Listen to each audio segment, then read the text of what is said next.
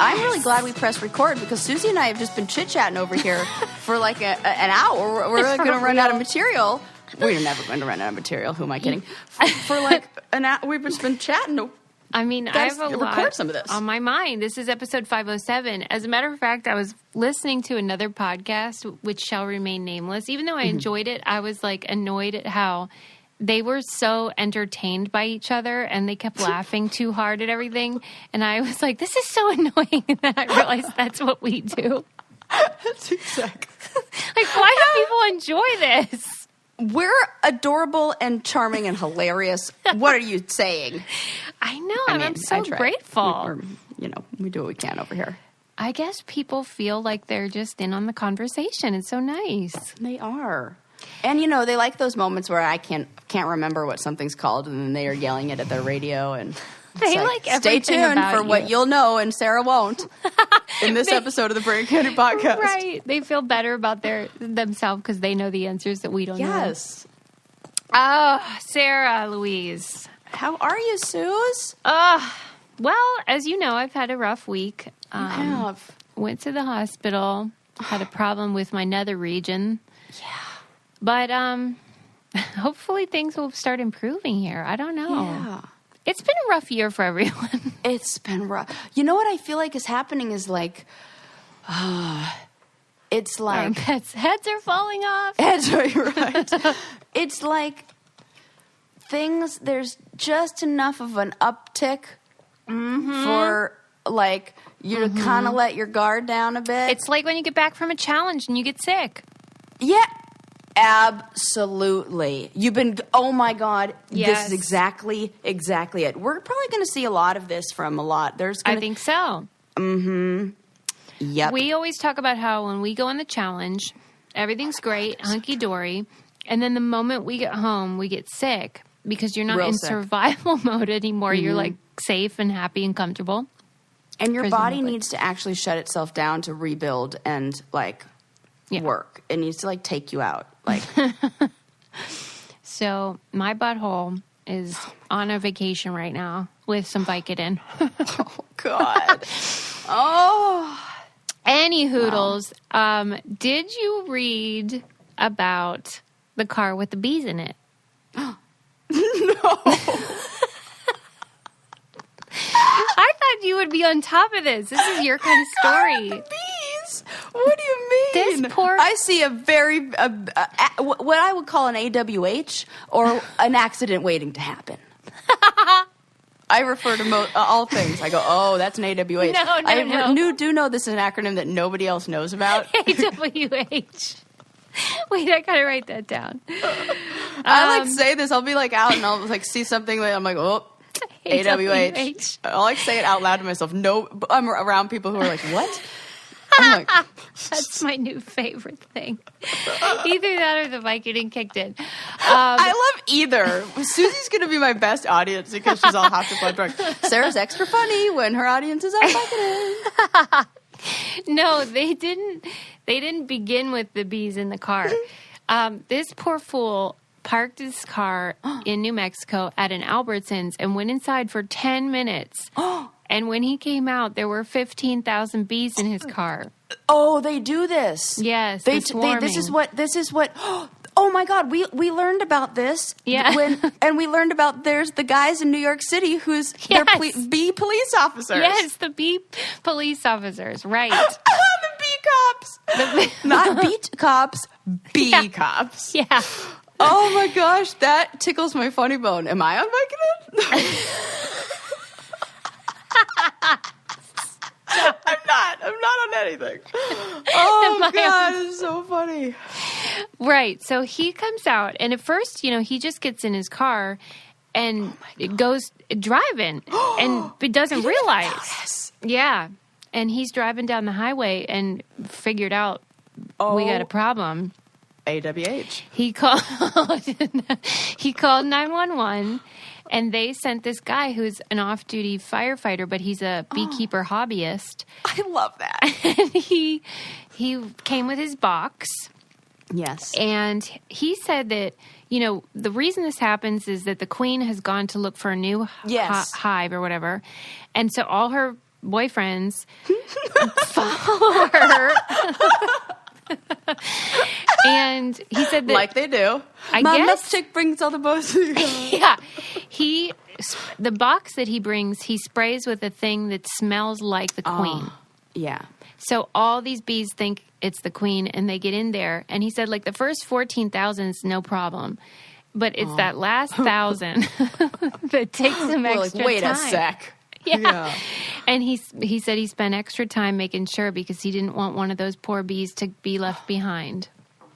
Oh, nice? And I know that the beekeepers, they care. He really does care about every one of those bees. He said they he'll are do interesting. anything. I really love like that beekeeper personality. I know. It's a really beautiful thing because we do need bees, but they are scary. And they're just slow people, I think. But like not like the tortoise, like in the best way. Yeah. Like no need to rush. Yeah, they're thoughtful. They're thoughtful. And not like, it's basically the opposite of me. He said he'd just gotten home and he was eating dinner with his family, he has 2 kids, but he said, I just had to do it because I didn't want anything to happen to those bees. To those bees. It's so funny because all of us are like, protect that man. And my mind went to, you don't want that guy to get stung. For sure. What would you do, though, no. if you were driving down the road? Susie. What would you do? There's a short of list of like, what wouldn't I do? Like flail my arms, freak out, like. You would just yell AWH. Oh my gosh. No, there would be, you know what I think actually, I say that, but I know myself when those moments have happened of like total panic, like it was either you or Ren somewhere in the last, what's probably now the last 2 years, where there was like a spider or a bee or something like that on the person.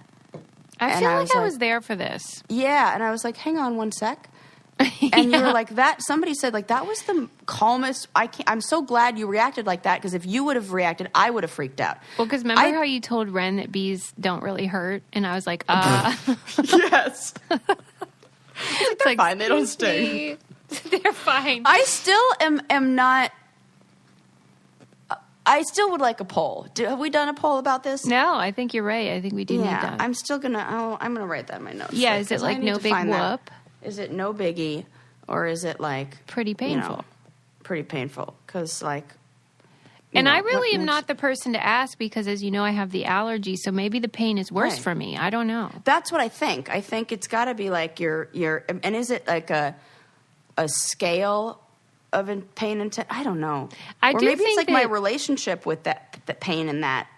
Because everything's... And I'm learning the older I get. It's like all relative or in your head or like your... past experience with however scary you think it's going to be. It's how scary it is or painful it is. I don't know why, but I feel like if bees didn't buzz, that it wouldn't be so bad. Agreed. Well, that and also noise flies is wouldn't scary. be so annoying if they weren't making That's that right. noise too. Oh, I hate that noise. I'll tell you what's not annoying, and that is getting my HelloFresh delivery. Not annoying at all. Or painful. No. HelloFresh is the opposite. It is soothing and stress-free because they are a meal planning magician who sends you beautiful foods and recipes each week that you can make for your family. And it's so much easier than having to go to the grocery store and meal plan and all that stuff. They do all the work for you. And I love that they're sourced directly from growers and delivered from the farm to your front door. Contact-free, of course. And, I mean... it's such a good value because you get exactly what you need for your family, and it's so much cheaper than shopping at the grocery store, too. So I just love it, love it, love it, love it. And it's yummy. So good. Oh, I swear, it is so easy. good. Just like, I don't want to think about that. Okay, so there's a deal for you. Go to HelloFresh.com/BrainCandy12 and use BrainCandy12 for 12 free meals, including free shipping. Go to HelloFresh.com/BrainCandy12 and use code BrainCandy12 for 12 free meals, including free shipping. Yummy, yummy recipes. Mm-hmm. Okay. Anyway, the bees... Now I'm hungry. The bees were rescued. All is well. I did think the guy was funny, though, because he was, like, real worried because it wasn't even his car.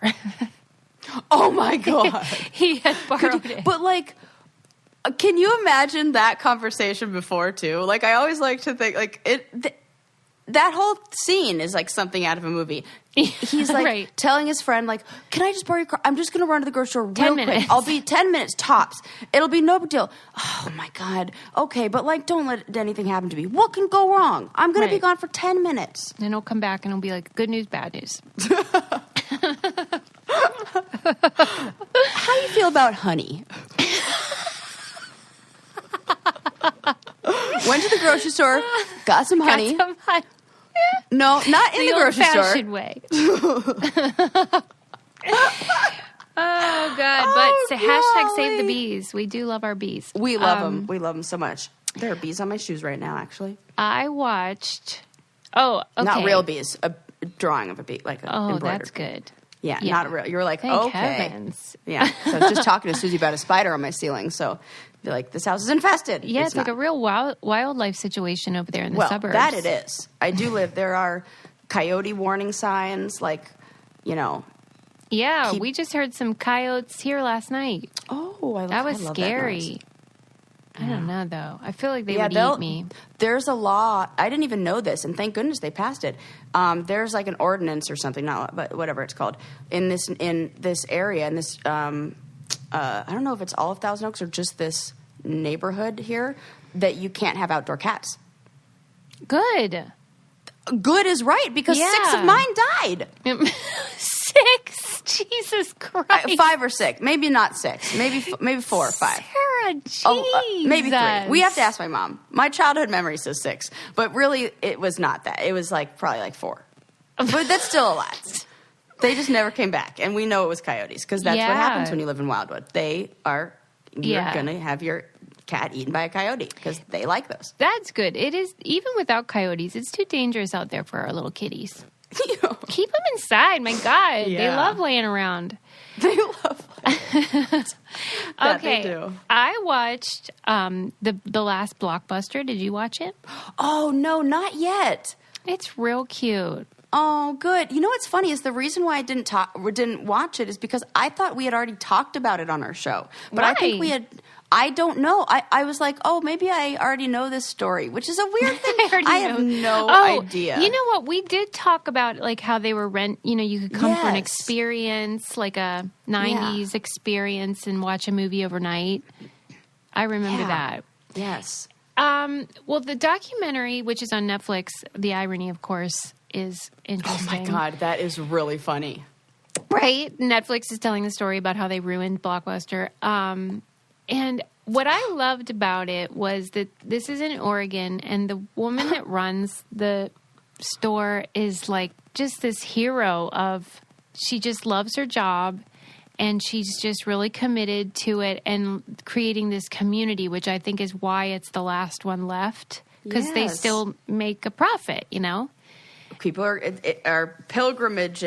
going on pilgrimage to now they Blockbuster. are. Yes. But I think even before that they weren't just coming in for videos. They were coming in for the connection. I see. That even that she did something to create.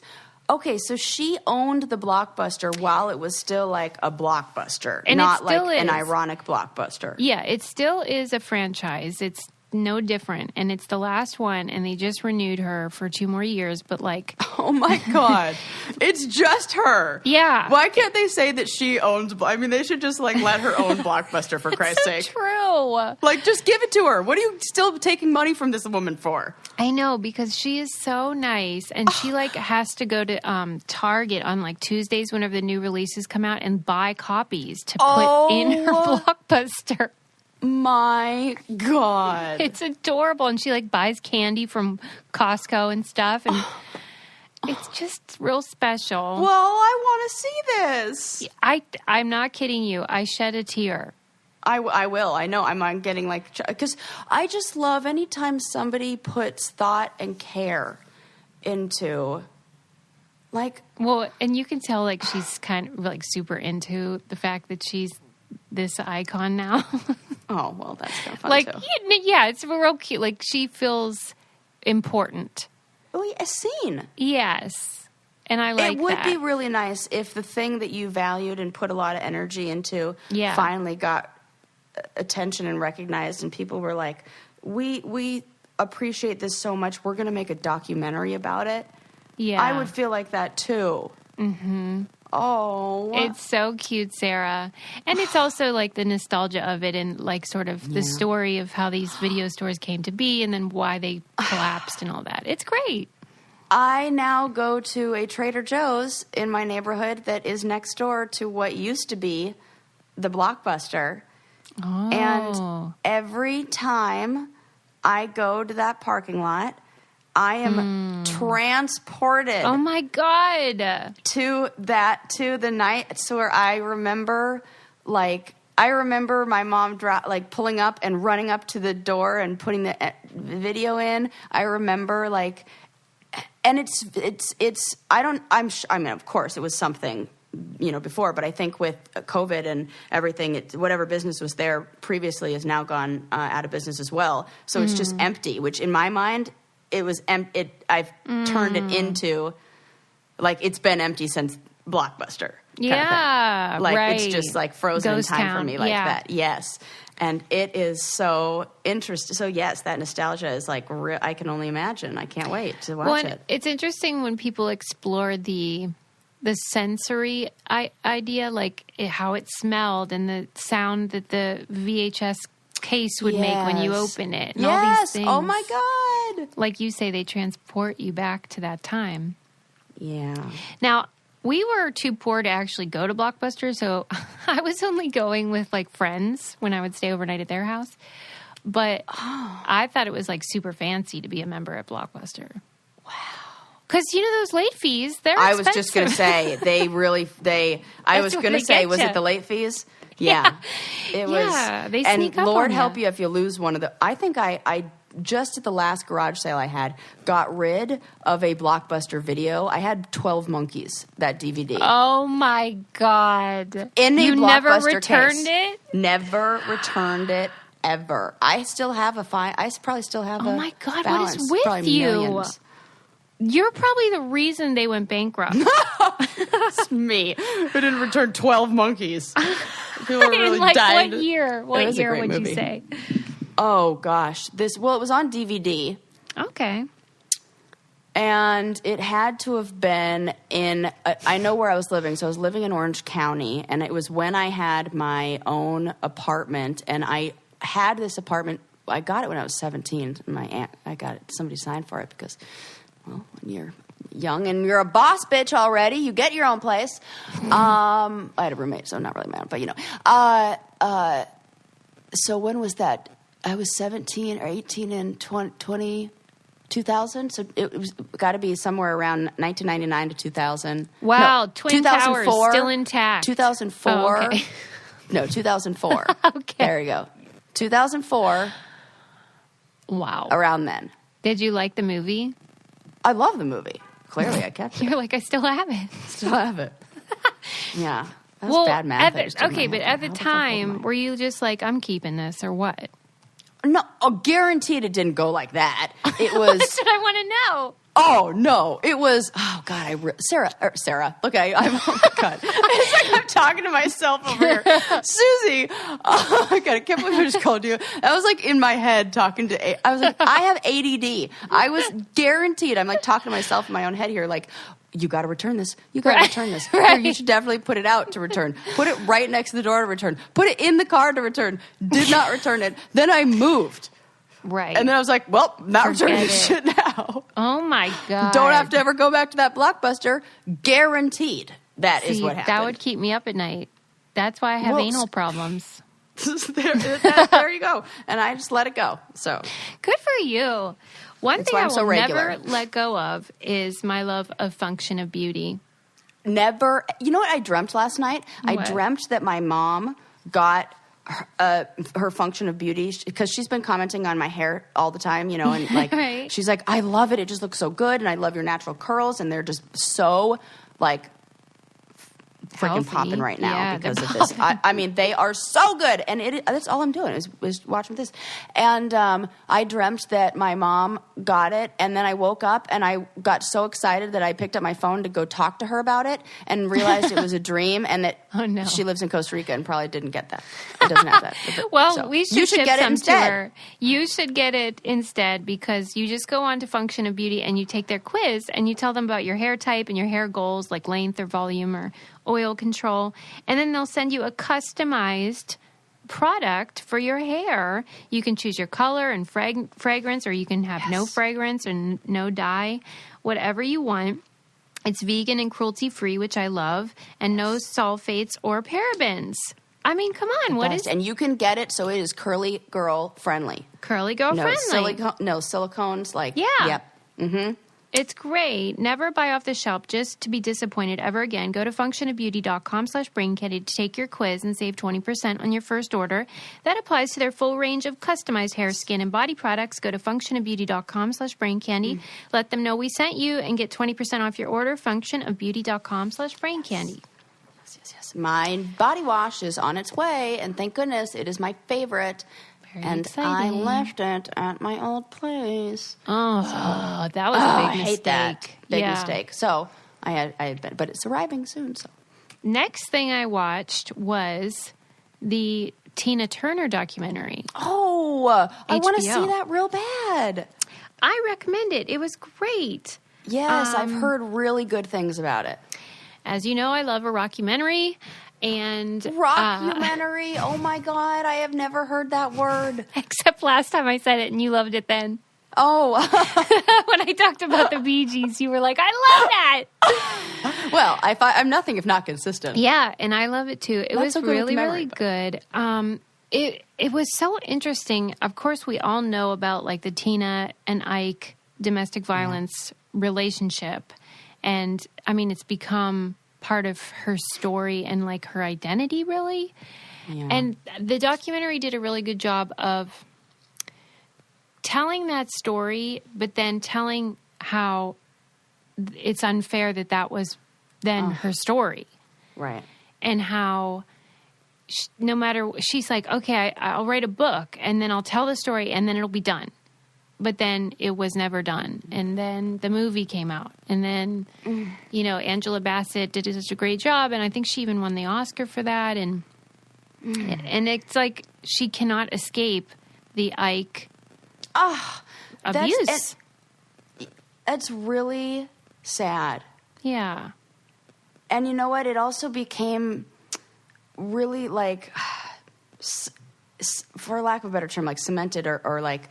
in like pop culture history, and songs were used. Like it's a joke reference sometimes, yeah. And like they reference that. I know so many lyrics to songs where they talk about like, you know, an Ike and Tina Turner love, kind of like, and like to have that. Yeah, they became like emblematic. Yeah. Mm-hmm. Of like toxic, abusive relationships, and. The only thing I didn't love about the documentary was just that I still don't feel like I know her at all. But I think that's kind of the point, is that she just wanted to entertain people and never wanted to be like a persona or like a human. She wanted to be like an icon and a performer, but she didn't really want people to know her business. Yeah. Well. But she's like 80 years old. Yeah. And so beautiful and just stunning. And I mean, the legs. The legs. I guarantee you at 81 there, like when she did her reunion, or not reunion tour, her like farewell tour, I remember being like, oh my God. Just the energy. Yes. Like, dang, I don't have that energy now. She just has something so special and like electric on stage. It's so fun to watch. So that was really cool to see all that footage. And so many good songs. I'm a private dancer for my my God. I love it. I wonder if that was in there. I don't remember that song being in there. Oh but my gosh, gosh, it was great. So many good songs. So I recommend that. Did you see Sound of Metal yet? No, but I told Adam we need to watch it. Yeah, Adam's going to love it too. And he's a freaking sound guy.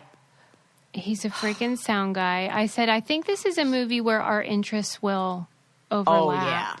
Oh, yeah. Oh, my God. I'm so sure. excited I can't wait for you to watch it. And then I want to hear what you say about it. I love it. Yeah, I think I'll really like it. Oh, and I'll watch the Blockbuster one and cry a little bit. I did also, my last viewing documentary was the Clive Davis one on Netflix. Huh, I don't know. He's like the music executive. He like discovered Whitney Houston. Yeah. Oh, yeah. You know, pretty much everybody. Yes. That was fun to watch too, because then that's just like all different kinds of music. And I never knew his story and how he's bisexual. He identifies as bisexual now, and he's like an older guy, which I thought was unusual. But that was another one I would recommend to people if you're in the market for a little viewing pleasure. Yes, okay. And, I mean, that's got to be, you love the music history, so. Yeah, and just the business of music is so weird and it's changed so much over time. Kind of bums me out now. Because, funnily enough, combining two of those documentaries, I used to work at Blockbuster Music, which was, it wasn't rentals, but they had a listening center, and you could ask for us to open any CD in the whole store, and you could listen to it before you bought it. Mm-hmm. And so that was super fun. And we had the same shelves as the regular Blockbuster where, like, you know, staff picks. Mm-hmm. Yes. And, like, I put so much thought into my staff pick. Oh, my God. Suze, what was on? I need to know this. Well, we changed them all the time. It was like whatevs. But like, I would love to know. I would love a playlist, a Susie staff picks from that era and what you were listening to. Please give us some of the bangers on your list. Well, I mean, but then, like, you put all this thought into it. Like, I went through a big Billy Joel phase at that time. That was when I first really fell in love with him and, like, Harry Connick Jr. and stuff. But then you put all this thought in and you put the CD up and it would be like, Susie pick. And then some other staff member would, like, swap it out for, like, homoerotic or, silly stuff. And I would always get genuinely mad about it. That's really funny. But, like, that to me is what I miss about retail in general is like when you can go to a record store or you could go to a video store or whatever and ask people who really love music or movies or whatever and say, like, what do you recommend? And they could, like, help you find treasures. Because that really is hard to do now. And community. It's the same thing about that Blockbuster, why that was good. Yeah. And now Susie, it's not just hard, it's damn near impossible. Because if you even just try to Google what's the best, mascara, you're going to get, because I mean, I say that because I worked at a beauty supply store and I would I loved to, like, spend the time to really make sure that customer was going home with something that was perfect for them and blah, blah, blah. And now if I just, like, Google, like, what's the best this? You're getting, like, an ad. I'm getting, like, Glamour magazines, like, what they've paid to tell me is the best. And I'm like, no. I want the person who knows the info and, like, the one-on-one. What we're really missing is the connection and community. If you go to a store, do you think it would still be like that? Like, if you go to a makeup store? No, I don't think it is because it depends on what the store is because it used to be like that at Nordstrom, and I used to work at Nordstrom too. And then I watched it as a customer change, and then I went a bit ago. It was before an event that you and I did, and I got my makeup done, and I cried. I remember that. Yeah, remember? And then I was so mad. And it was so awful. And then she was telling me the whole time about how Nordstrom is terrible and how now they're like, they have to, like, they care more about the sales goals. Sure. Like and like that, of course, I mean, it's a retail business and retail is failing. And, you know, and so they just felt all this pressure and the need to have the sales and, like, close the sale became, and, like, get the numbers became more important than the customer service. And that was their whole thing to begin with. Yeah. So I was like, bye, that's no fun. But, you know, and you just got to find the gems that are like that. You know, like I found, like, a local, like, neighborhood Italian restaurant last night where they that's topped fun. off my glass with the rest of what was in the bottle. Just was like, See, here you go. that's what I'm talking about. I'm like, yes. And then I went to another place that's like a chain a couple days before, and they put it on a scale and measured it when they poured it. And I was like, nope, not coming back here. I hate when they do that. I'm like, oh, for fuck's sake. And then he took it away when there was still a little, I mean, it was like a baby splash, but don't you dare measure it out and then don't give me every single That would bring out the Karen in me. I would be like, can I speak to your manager? Yeah, like, and then you don't want to be the one who's like, there's still some in there when it's literally like the warm, like it's like a hot day and been sitting out in white wine. It's like, but to me, it's the principle of it, you know. I am fully in support of your rage.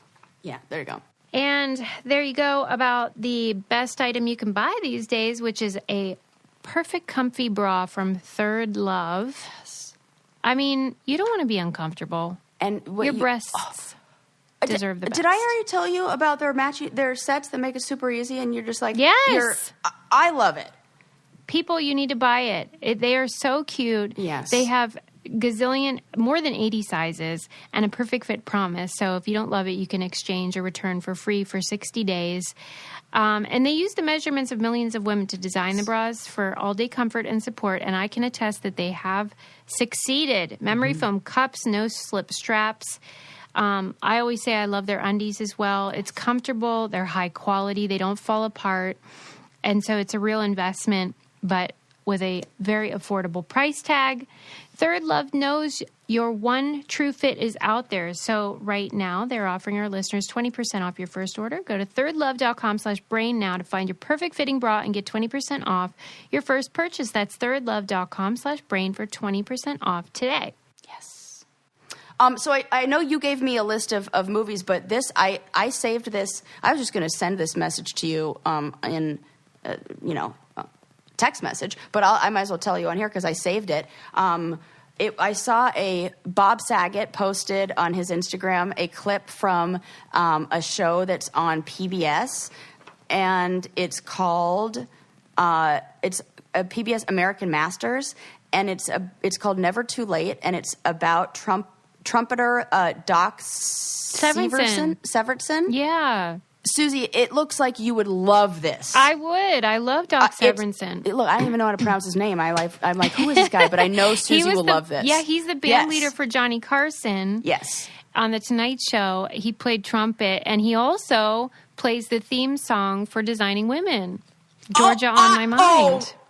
Oh my God, I didn't even know that connection. Do you see how... And if anybody doesn't know, Susie is obsessed with Designing Women, and throws quotes in like I'm going to know what they are. I know. And I can never watch I always the show. regret it. So I love that somehow I knew, like it was like speaking to me. I screenshotted the thing. Thank you. This was like. Yeah, I'm definitely going to watch that. And I'm like, I know Susie needs to watch this. So there you go. I love it. I remember I met him. And you guys too, listening. I was in the symphony You met him? from my high school, and he came to speak to us, and we got a Q&A at the end. And this was right after the Tonight Show with Johnny had ended, and Jay had kind of, started succeeding in not David Letterman. It was this big scandal. And so I asked him if he preferred Jay Leno or David Letterman. And what did he say? I think he said David Letterman because it was a big deal. And everybody preferred David Letterman, butAy got the gig, so. Oh, yeah. Anyway, that's so fun. That is so crazy that... I mean, how many people like that have you actually met like that? Or even would know who he is. And I didn't even know who the hell he was. I didn't even know that. I was just like, I think she would like this and I need to screenshot it because I saw it on Bob Saget's Instagram story. Wow. What? Was Bob saying it was good? I was deciding. Well, what I saw is on this other website I follow that 30 as fuck or whatever it is. Yeah. They posted this funny picture of Bob Saget reacting to a picture of his daughter, and he goes, if anybody, like, yes, I know, she looks exactly like me in a wig. Like, if one more motherfucker sends me a message about this, I'm going to lose it. Like, and I thought that was hilarious. So then I had to go click on his picture to go see if his and his was like, okay, and nothing that I wanted to, I don't think I end up following him, but I did end up looking at his story. So think about how many things I had to go through to get that. And now I know you're going to watch it and love it. Thank you for doing that for me. The universe just presented it. I just had to, like, take a picture. I'm so lucky. Yeah. Oh. Wow. Dang. We went on a journey. Okay. We sure did. Moving on. So fun. We went on a journey. I read about this, and I thought it was real cute, so I'm going to share it with you. I have 2 animal stories. The first one is that I think it was a farm, like a goat farm, that was, for some reason, was struggling during COVID. I don't really know why COVID would affect a goat farm, but for whatever reason, they were strapped for cash. And so they put on their website that, like, if you were doing a Zoom call, that they would put their goats on the Zoom call for like $20. And, like, you could just talk to the goats, and they would just hang out with you and your friends. And they're making, like, thousands of dollars. Oh, my God, I love this. Overnight, it was just gangbusters. Everyone was, like, wanting the goats. This is hilarious. And I feel like, why haven't we done this? We should definitely offer... There's a weird noise happening in my neighborhood right now. I thought it was your dog. Or an animal. It might be an animal. It might have been a bird. So maybe it's a peacock. Do you get peacocks there? We don't get peacocks. Mm. Not that no. It's more. They wouldn't stand a fucking chance against those. My God, you have to go look. What the fuck is that? It sounds like an animal. It's definitely alive. Is this the zombie apocalypse? Is this go time? Is this go time? Where's my bag? Good, right by the door. Oh, that's funny. No, who knows what that is? Is it literally right by the door? Well, no, it's in the trunk of my car. Okay. Oh, speaking of which, ask me what's in the trunk of my car. Okay, let's hear it. Only the box that, like, I have, like, a crate, like a milk crate that's, like, designed to go in the back of a trunk. Yeah. With my jumper cables, my emergency kit, and a roll of tape in case I need that for shipping anything, and, forgot. Oh. This is exciting. Suze, I almost did a video of me putting the seat up because it seems like nothing. That will be the first time, this morning, was the first time since November of 2019. Whoa. That I have put all of my seats up in the car with that, and my car has been empty, and I will be able to go get it cleaned. Oh my God. This is because you have your shit together. My God. I'm so excited. Wow. I swear this was like the thing that I said, I feel out of sorts, and I mean, I was like my car was always clean, like not dirty. Like, I would get a car wash regularly. I love having a clean car. Yes, like, you do. I love that. I felt so out of it. It was like the thing that needed to get done, like that one closet that you need to organize, and then once you do, you're like, oh yeah, my whole life is organized easy. now. Yeah, this was it.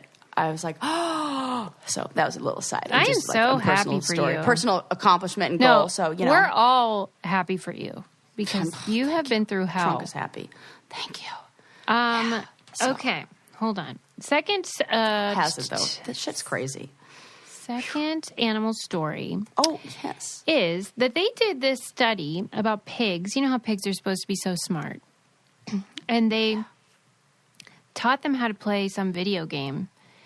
And it said the findings were that pigs can play the video game and that eventually they'll do it without even getting a reward. They just like it. Well, I think they are getting a reward. Probably the same thing we get when we play video games. They're dopaminergic, some word like that. Pathways I thought you were malfunctioning there. No, I was trying to remember how to pronounce it. I think it's dopaminergic. Something. It sounds similar to that. It might be like a little bit off. And somebody's. This is the part you were talking. Hey, what I tell you? There's going to be something Sarah doesn't know that you guys do, and you're definitely. Here we go. I know the psychology people and the therapist people, and all you guys are definitely screaming at that. But yes, those pathways are maybe being stimulated because we know video games do that to people, and because right. What's the reward in the video game? What's the payout? It's like, it's designed that way. Like, I want to know what the video game is, because if there's a win, then they somehow have yeah. Yeah. I think they described it as like Pong, that kind of Yeah. thing. Very easy, but it said that they are farsighted though, and they lack opposable thumbs, which made it even more impressive. They're farsighted and lack opposable. So How did the this hell cater are they- to their It was like a joystick. well, I mean, how good could they be? not that good. But how good do you need to be to do a game like that? Just like a little easy, like. Burr, burr, burr, burr, burr. I mean, doesn't that make you sad though? Because they're so delicious. Well, they are. They are. But here's the thing. It's like, it's my the same thought on, we just have to, and they're so delicious, which means we should probably have it every once in a while. True. I think that anything that this is just Sarah's thoughts on, based on like nothing but whatever Sarah thinks, that animals who have fewer offspring, or they take longer for the animal to like, longer gestation period, we should not be eating those like crazy. Yeah. Old-timey farm style. Like, you have an animal and you get like one for like the whole year. Yeah. And you eat that. And then after that, fruits and vegetables for you. Or you save it for when you need it. Or like, I know. We don't do that though. No, we're like, oh, that's delicious. I'm going to have bacon every morning. And, so, yeah. And Definitely stimulating those dopaminergic pathways. Right. It just makes me sad. I wish they were disgusting. And I'd let them be. Yeah. Maybe someday. I'm at the like guilt part of meat eating.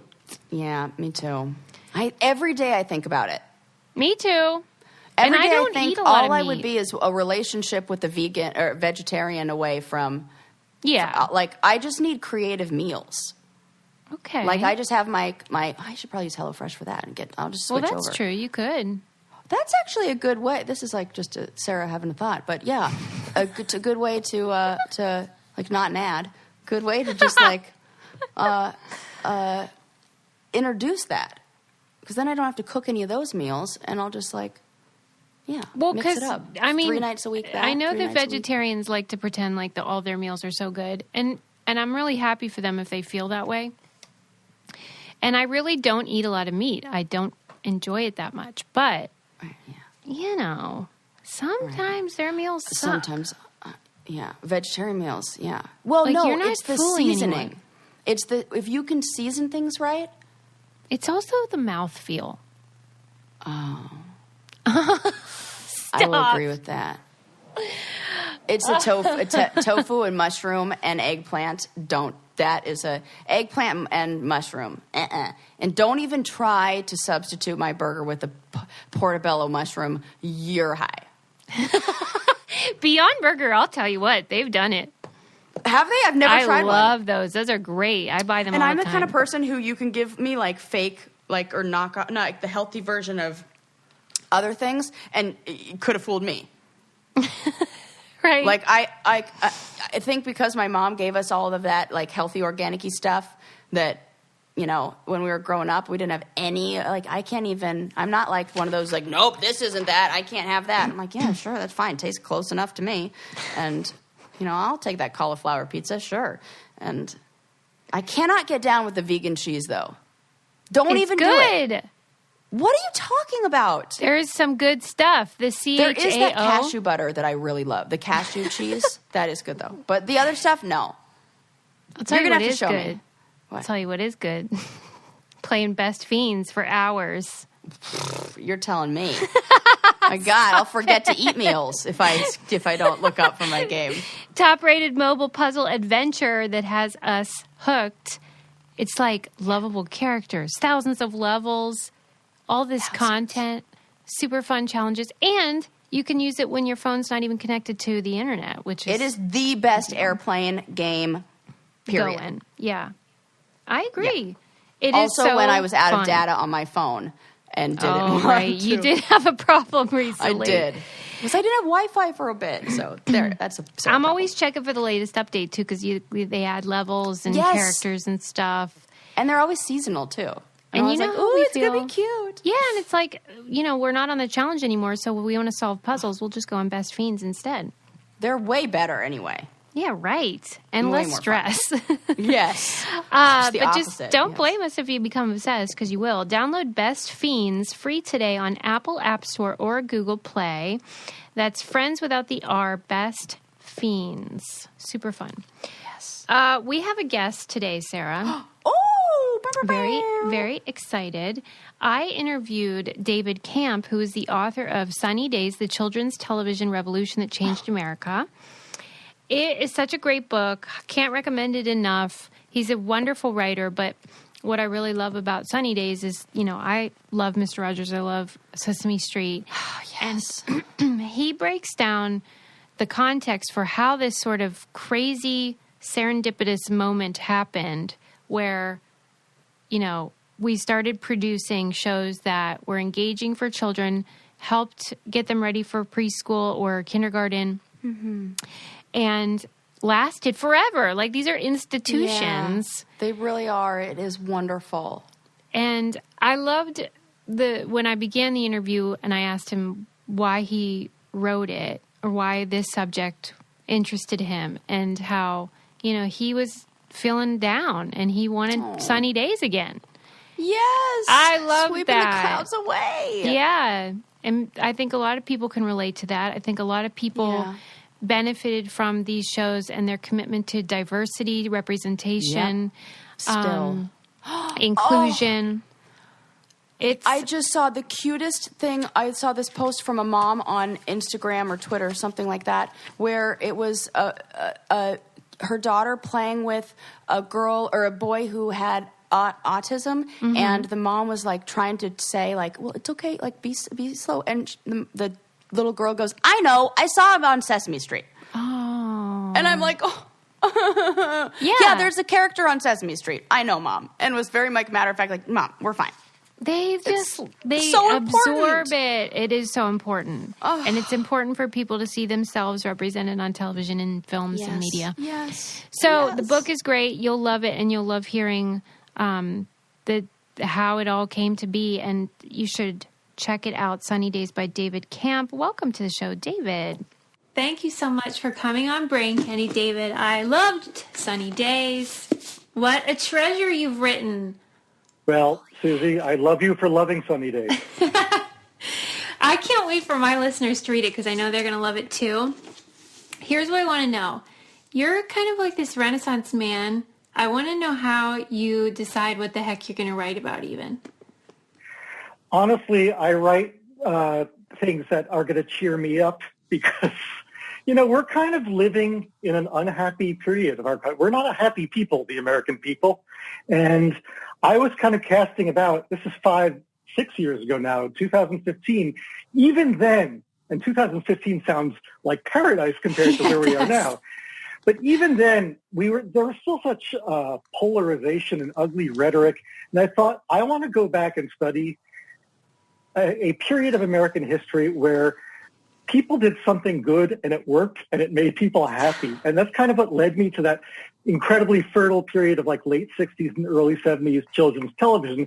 You had Sesame Street, Mr. Rogers' Neighborhood, Zoom, not the one that we're talking on, but the WGBH program for kids, and The Electric Company and Free to Be You and Me. All of these programs happened at the same time and kind of redefined what childhood could be in a really positive way. When you were writing it and then talking about it after, did it cheer you up? It certainly did, in that as I went along and things got worse and worse, right. Culminating in this book coming out just as a pandemic's beginning, basically. It kind of did. It's inspirational. I'll put it that way, because one thing the pandemic laid bare was how broken things are. Our education system's broken, healthcare system's broken, just distribution of aid and medicine, all these systems are broken. And so if you look at how Sesame Street happened, which is a real public-private partnership between, kind of well-off people who are in foundations and academia, working with the U.S. government hand in hand to accomplish this great goal, Sesame Street, the show that's now been on for 51 years. So it's kind of a roadmap for, okay, we were once in a pretty good place, then we screwed it up. And maybe this book is not just a nostalgic trawl through history, although I don't mind it if you enjoy it that way too. But also it could be a roadmap to how can we repeat this success? Well, I love that you frame the narrative or the story as a social movement. It was as if all these stars aligned. Do you think they were aware of that at the time, or we can only see that now looking back? I think we can only see it now looking back because I noticed it. I was the right age for when all of this was new. I was a toddler when Sesame Street came on the air on November 10th, 1969. So it's really me.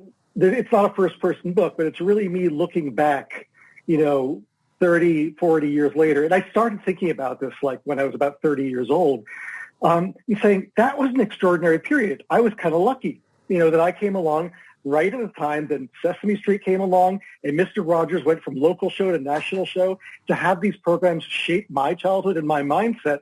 That's kind of great.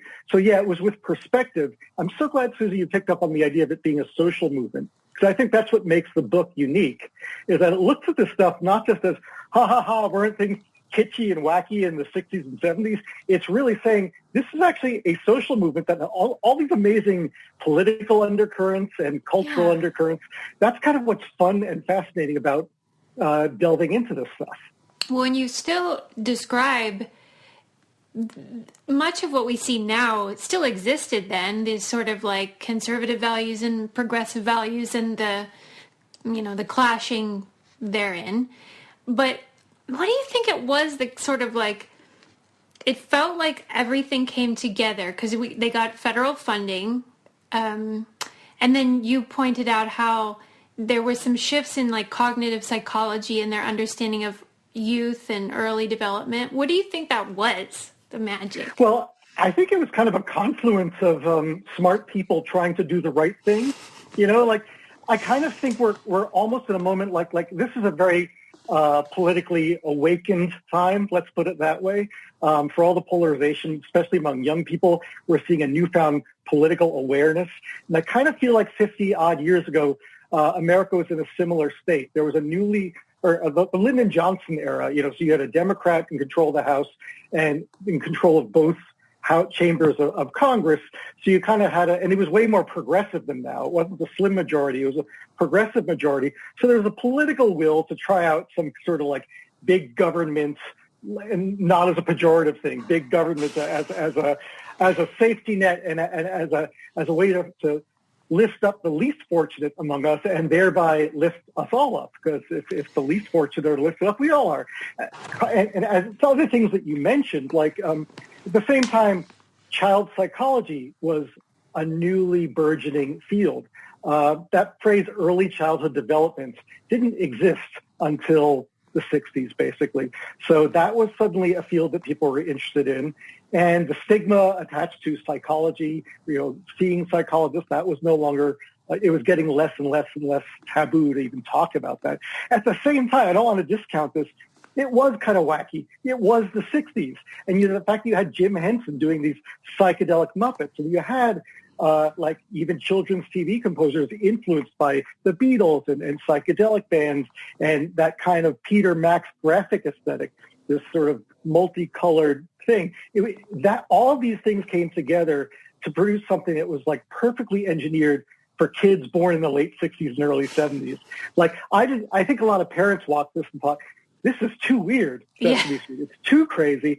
But if you were a toddler just lying in a crib or crawling on the floor and your sensory intake was the Beatles and Rowan and Martin's Laugh-In and what have you, it made perfect sense you didn't know that it made perfect sense because you were little, but it made perfect sense. And I think that's why it's lasted. It spoke in a kid language that adults couldn't even pick up on. Well, I think he did such a good job of, you're telling this story sort of, from the past, but I think we're all, parents at least, thinking about the ways in which media is still controversial, and screen time, and this the hand-wringing about all of that, especially during the pandemic. And then you think, well, can those same ideas and values and brilliance be applied in the digital age? Do you think that that's possible? Absolutely. And I think the big difference is that Sesame Street was so rigorously prepared, not just the entertainment part and the curricular part, but even they tested it over and over again with basically the idea of screen tests for groups of focus groups for 4-year-olds, where they really reviewed the material before it ever hit the air. And so that's kind of why Sesame Street was so right and correct and nailing it from the outset, because they spent 3 years from inception to November 10th, 1969. And wow. The difference between Zoom school and that is that when this pandemic went down exactly a year ago, lockdown happened. Suddenly, I felt so bad for teachers. Teachers had to improvise this muddled approach to, oh God, how do we teach through screens now? And parents and kids too. Everyone kind of had to muddle through unprepared. Yeah. And I think what we've learned is that, number one, we're revisiting the exact same debate they had 50 years ago. Can screens be used to teach? And number two, we have to look at how they got it right. And they got it right by being prepared. We were not prepared last year. And I think that's part of what needs to happen again. There needs to be a redoubled effort about, no matter what happens when we're getting vaccinated in the next few weeks, this pandemic is going to occupy some brain space in all of our minds for at least a generation. If you're a kid growing up right now, you're always going to be on guard for, we could be in lockdown at any moment. It might happen again. And I think it's smart to think that it'll happen again. And so we've got to be prepared with something better than this sort of half-hearted, disorganized Zoom school where these poor parents are stuck at home with their kids and we're trying to get them to concentrate. And the brilliance of Sesame Street was they so rigorously engineered it, both from an entertainment perspective. It was entertaining, so parents enjoyed watching it with their kids, and from an educational perspective, where it maintains the kids' interest. And we need to find a way to redo that. Well, and you talked about how before that time, children's television had been very slapstick, patronizing to the kids, kind of mean, and not exactly educational. And there was this idea of is it a wasteland? Can we even do anything of importance? And then you talked about those focus groups and then how the kids engaged the material and it was interactive. I mean, they just didn't expect it, right? They thought that it was going to be zombies. Right. Even the people at Children's Television Workshop, which is it's what's now called Sesame Workshop, the entity that produced Sesame Street, they were worried that even their own show was just going to have zombified kids with their mouths falling open and their eyes glazed watching this. And they were amazed at how much kids talked back to the screen and sang along with the songs. And it was just such a nice, confluence of factors where you had kids taking this all in and imitating what they saw on screen, and also feeling, and again, little kids wouldn't have this vocabulary, but their emotional intelligence was being respected. That's one thing that Fred Rogers, Mr. Rogers, is really good about, is that earlier shows, baby boomer shows like Howdy Doody, it was all kind of like clowns and guys in fringed buckskin cowboy jackets going like, hey kids, we're coming at you, woo, wah, so and we're going to show you boys, wah, and that was kind of assaultive to a little kid, whereas Fred Rogers talking in this really gentle way. People think he was just some weirdo who happened to be extraordinarily kind and was just winging it. But no, he was actually really rigorous himself in preparing that show. He worked with a pediatric psychiatrist named Dr. Margaret McFarland. So they fashioned all these little parts of Mr. Rogers' Neighborhood to engage the kid. For example, when he walks in singing It's a Beautiful Day in the Neighborhood, and he walks screen left to screen right, that's to train a kid's eye to read, to learn to read. Can you believe that, David? No, I love learning this stuff. So when you cool. look, because in the English language anyway, you read by scanning your eyes left to right. And then even when the trolley goes from his living room to the neighborhood of make-believe, that's a transition. And if anyone who's ever had nursery school age kids knows that transitions are hard for young kids. Yeah. Like, okay, kids, now we're going to go from the classroom to the activity room. And there's always the two kids go, I don't want to, because they can't manage that transition. So that trolley was an emblem of how you manage a transition.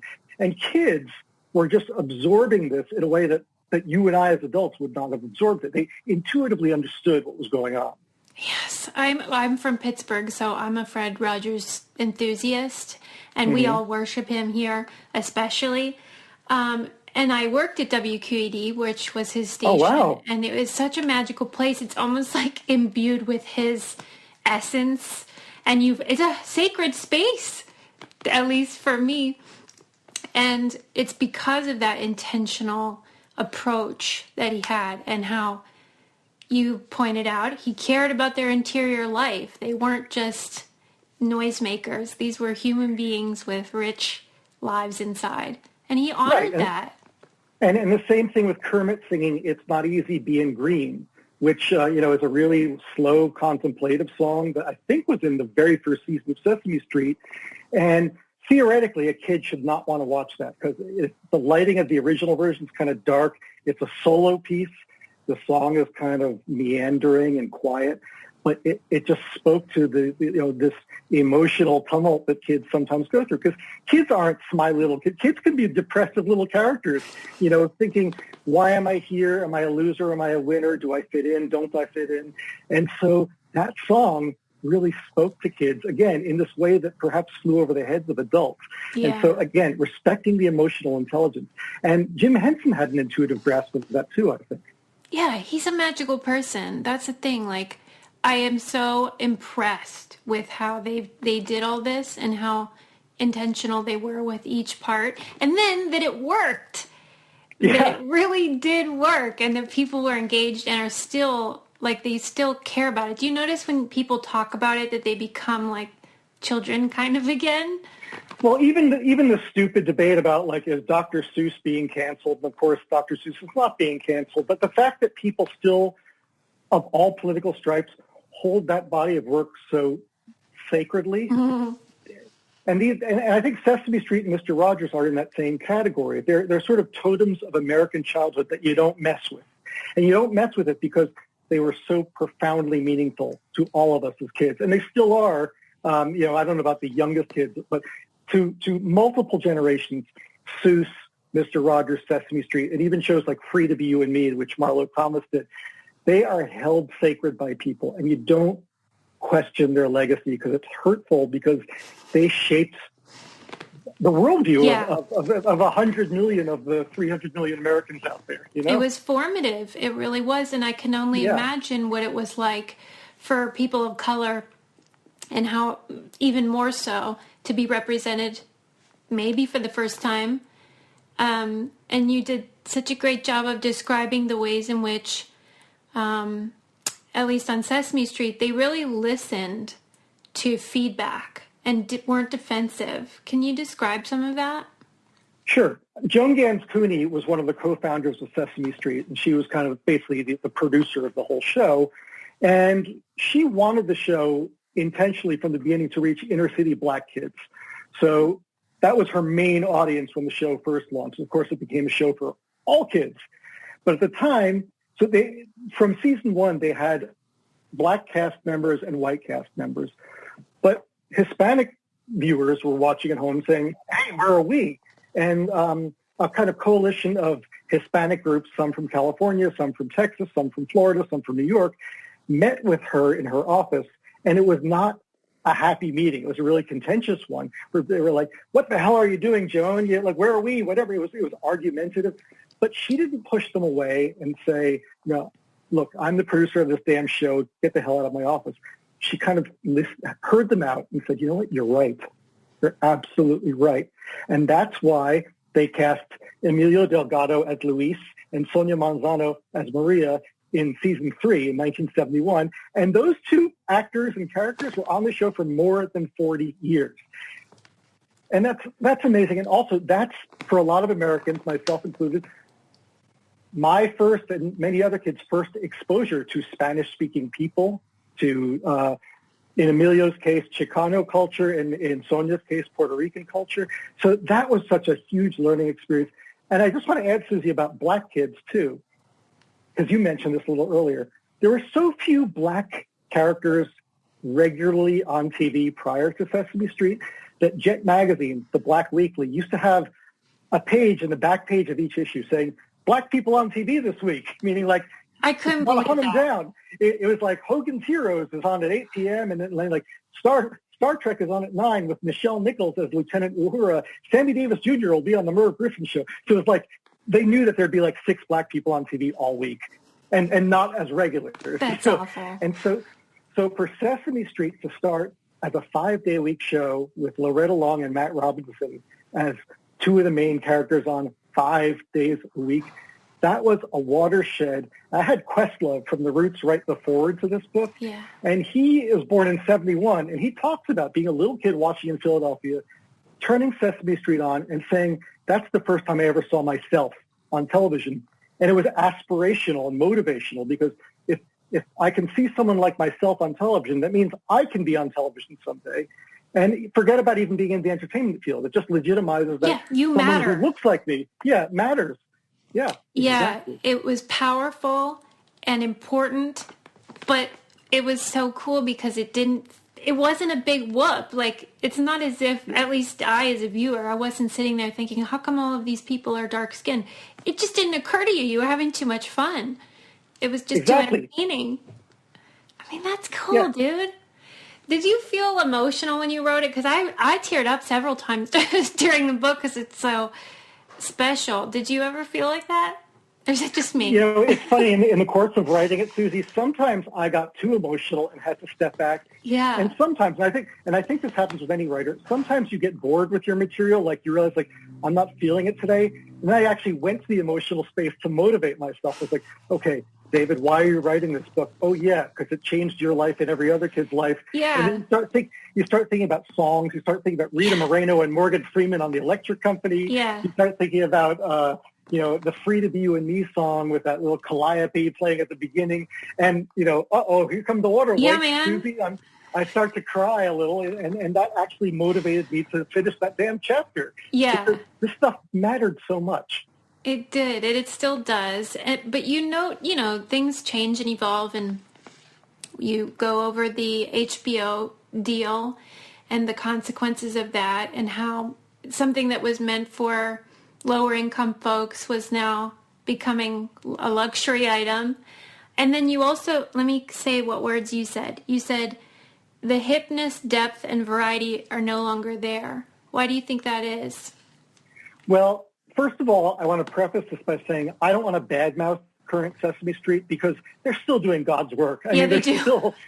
They're still, producing bona fide educational TV, and they're still addressing marginalized kids or marginalized parts of the population. They have characters. Yeah. They have an autistic Muppet to teach kids about people who are not neurotypical. South African Sesame Street had an HIV positive character just to teach kids about that in case they identified with someone at home. So they're still doing this really audacious stuff.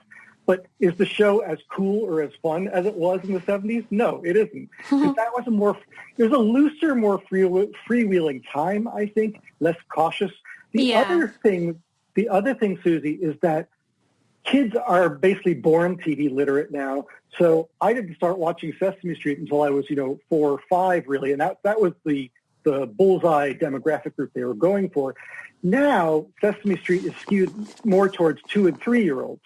And so by its nature, it's kind of less sophisticated than it used to be, because their audience is basically a younger audience in an early stage of development. That's a good point. I do like the, how in the early days, there was that sense of, like, you said it's not antiseptic. Like it was, there were dents in the garbage can, and there was like clothes hanging on the line. Now it does feel cleaner and more colorful in that sort of typical childhood television type of way. But maybe I'm just like, I miss my youth. I'm just getting old. No. You're the picture of youth for starters. I wish. But beyond that, no. If you actually do a compare and contrast, if you were to do a split screen, like 2021 Sesame Street is super brightly colored, and the street is gentrified. And if you go back on YouTube and watch those early shows from like 69 through really 79, the whole first decade, it's not just the quality of the film. The color palette is more gritty, and you have graffiti, you have laundry on washing lines, and you have dented garbage cans. I always love. There's a story early in the book that Loretta Long, who played Susie, tells me, where she said, "You forget that there was a time when people had no idea what Sesame Street was, and when she got the job, she calls her parents, who are living on a farm in Michigan, and she tells them, 'I got a TV show.' They're like, 'Great, darling, tell us what your TV show's like.' And she said, 'I'm sitting on this dirty city stoop, and I'm talking to an 8-foot tall yellow bird.'" And this is 1969, mind you. They thought she was having some sort of drug-induced hallucinogenic experience. They were like ready to rescue her from whatever she was going through. She said, "Thank God I didn't tell them about Oscar." She said, and then this thing comes out of a garbage can and yells at you. She said that would have sealed it. They would have said, our daughter is having we need an intervention. Breakdown of some sort. Yeah. But the point being is that was really audacious. I mean, to even do a children's program set on a city block where everyone hangs out on a stoop, that was so not done in TV. And so it's still audacious now, but it's much more cleaned up. Yeah, I just loved reading your book. You felt that sense of like what you take for granted, that this show just is and always was. It's an institution. Mm-hmm. It didn't exist, and they created it from nothing, and that's magic. And I wanted to know, because how the heck long did it take you to do this? Because the stories are detailed that you tell. It's as if it's happening now. You're describing conversations and meetings and brainstorms. And I'm like, how did he get all this information? Tell me your secret. Well, the first secret is interview everyone old as soon as you can, because they'll die on you. And I don't mean to be, that's a good tip. About that, but people, it did happen to me where people I wanted to interview passed away right when I tried to reach out to them.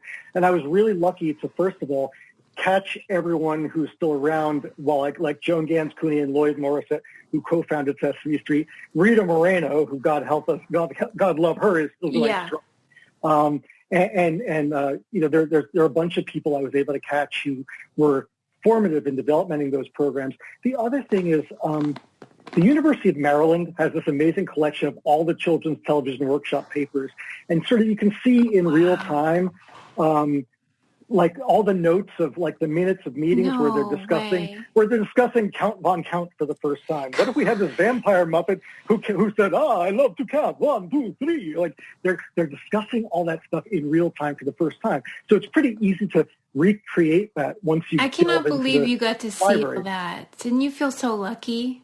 Oh, I did. And I also got to go to Jim Henson's workshop in Long Island City, Queens, where they make the Sesame Street Muppets. It's still awesome because there's still drawers where there's a drawer labeled like Grouch Eyes, and they slid it out for me. It has like different like monobrows for Oscar depending on the facial expression he's making with the eyes attached. No. It was like going to like Willy Wonka's chocolate factory. You're living a dream over there. Yeah, well, that's what made me sad though about that your book came out during the pandemic, because when I reached out to you, that's when I first heard about it, and I'm pretty tuned into the book world, and I was so mad because people need to read it, and you really kind of got ripped off. Did you feel that way? Well, yes and no. I mean, on the one hand, because it started, or I came out kind of early in the pandemic, it made people search for good news. And a book called Sunny Days, which is about depicting what I truly consider a sunny era in American history, at least for these particular people and my generation of children. That, at least, I think that powered some people through. It was kind of a happy read during a a grim moment. But as far as like getting out on the hustings and promoting it and doing book tours and giving fun talks and all that stuff, and I was supposed to do it with the surviving actors from Sesame Street and some of these other shows, couldn't do that. So in that way, yeah, I sort of got ripped off. Yeah. But look, Susie, we're here. I know. We're here. Isn't that You're good? like my therapist now. It's okay. Yeah. Because I would be so sad if I put all the time into writing this masterpiece and then didn't get the fun bit of like seeing people get excited in person and all the events and stuff. But I just hope everybody reads it because it's wonderful and it does make you feel good and it does bring hope. Like I want this to be applied.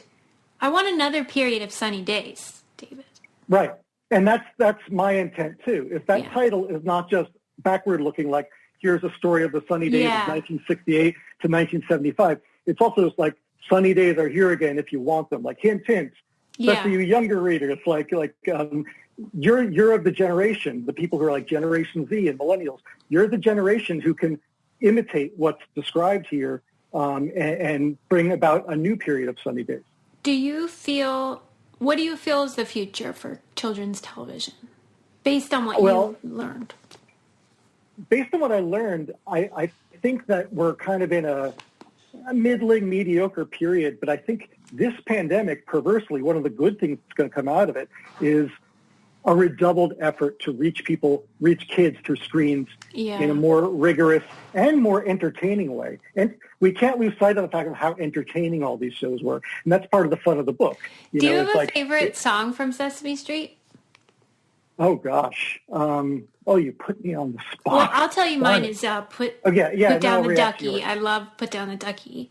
Or anytime it's like punny, like Cereal Girl instead of Material Girl. That was a classic. Right. Those ones. I kind of like the melancholy ones, like It's Not Like Being Green. And nice. and Ernie has one, I Don't Want to Live on the Moon, where he fantasizes about how cool it would be to live on the moon. It's kind of a sweet solo ballad. I like those because I think that reached me as a boy. Yeah. A sort of moody, contemplative little boy. Nice. So that's great. I mean, they're all great. Was it just like a bunch of people? I know there were different writers of the songs, but did it change a lot over time? It did change a lot over time, but the main guy at the beginning was a guy named Joe Raposo, who he composed the theme song and all the incidental music. And he is, Joan Gans Cooney said, the word genius is overused, but Jim Henson and Joe Raposo were both geniuses. And that was one of the huge strokes of luck. Is Sesame Street enlisted two, not hyperbolically used, two true geniuses. Yeah. And Joe Raposo, definitely one of them. I mean, because that really kept you on, engaged and into it and learning. Okay, wait, one more thing, and then I ask the final question. So, was there anything that you discovered that surprised you about the history of children's television, or did it feel like, okay, that makes sense? I never realized how tenuous it was. Like Sesame Street was considered an experiment, and they never were in it for the long haul. They thought that Sesame Street might just be a thing, like a lab experiment that would last one season. And it was that way for like the first 10 years. There wasn't a sense that... Can you believe that? It was like, will we have the funding to do another season? Will we have the funding to another season? And then the fact that it's this... unassailable institution now. That was not a gimme. That was something that developed over time. Okay, last thing we ask everybody that comes on. Mm-hmm. If you have a car, what do you keep in the trunk of your car? Do you have anything in the trunk of your car? This is a brain candy question. This is not a related to the book question. Correct? Okay. We have a theory that whatever's in the trunk of your car is sort of representative of where you are in your life. Oh, well. So it better be interesting. No, I would say it's going to be so damn boring then.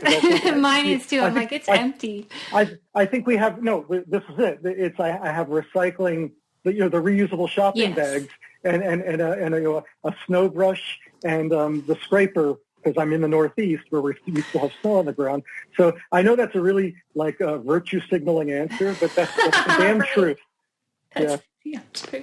That's what I have in mind is reusable bags right now. But the pandemic has changed things because we're not, at least I'm not in my car very much. So I think emptiness is probably representative still. But I'll mark yours down. That's your answer. All right, fair enough. Yeah. I hope everybody reads Sunny Days, the children's television revolution that changed America. Thank you, David Kamp. You're a delight. As are you, Susie. Thank you. Did you know that everyone has an aura? Do you know what color your aura is? Maybe you have a fiery red personality or a quiet and calm blue or green. You could be an organized and methodical yellow or an explosive purple. Come join me, Mystic Michaela, on my podcast, Know Your Aura, to find out all about how your personality can be explained in colors.